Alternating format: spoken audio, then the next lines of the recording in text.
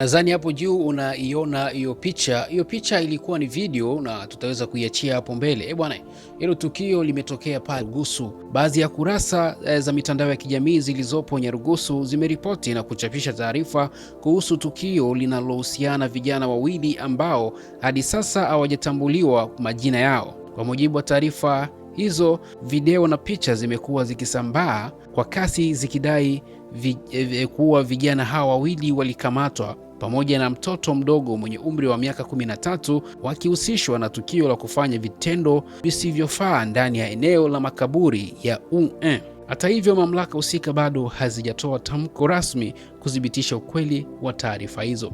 Bwana, hichi ndicho kilichotokea pale Nyarugusu, kuwa vijana wawili ambao hadi sasa hivi bado hawajatambulika umri kufuatana na mazingira ambao walikamatwa wakiwa na mtoto mdogo wa umri wa miaka 13 ndani ya makaburi ya UN. Kwa hiyo vijana hao unawaona hapo juu wamekamatwa wakiwa na mtoto mdogo wa miaka 13 ndani ya makaburi na wakifanya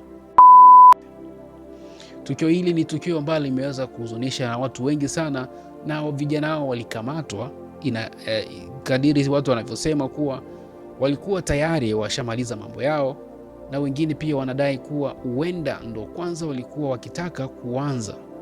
Kwa hadi sasa hivi bado haijajulikana kuwa walimaliza au bado. Bwana, taarifa kama hizi utazipata hapa Omryama JL. Tafadhali tu tunaomba uweze kutufollow, like, comment, pia share kwa ndugu jamaa na marafiki.